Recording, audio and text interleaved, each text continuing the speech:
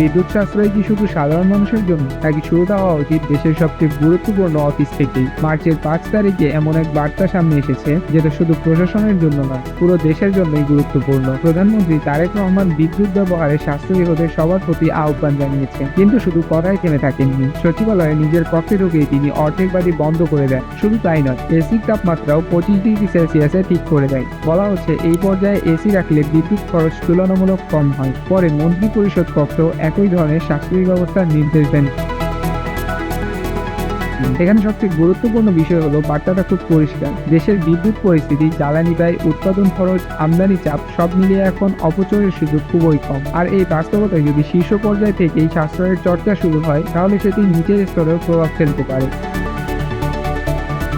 প্রধানমন্ত্রী শুধু সরকারি অফিস নয়, বেসরকারি ভবন, বিপণী বিতান, শপিং মল, অফিস আদালত সব জায়গায় বিদ্যুৎ ব্যবহারে সাশ্রয়ী হওয়ার পরামর্শ দিয়েছেন। দিনের বেলা জানালার পর্দা সরিয়ে সূর্যের আলো ব্যবহার করার কথাও বলেছেন। বিষয়টা শুনতে ছোট মনে হতে পারে, কিন্তু সারা দেশে যদি লাখ লাখ মানুষ এই অভ্যাস করে তোলে, তাহলে এর প্রভাবও বড় হতে পারে। কারণ বিদ্যুৎ সাশ্রয় মানে শুধু বিল কমানো নয়, এর মানে হলো জাতীয় ব্যয় কমানো, জ্বালানির উপর চাপ কমানো, উৎপাদন ব্যবস্থাকে কিছুটা স্বস্তি দেওয়া আর অপ্রয়োজনীয় অপচয় বন্ধ করা। আমরা অনেক সময় ভাবি একটি পার্টি বন্ধ করলে কি বা হবে, কিন্তু কোটি মানুষের দেশে ছোট অভ্যাসই বড় সঞ্চয়ে পরিণত হয়।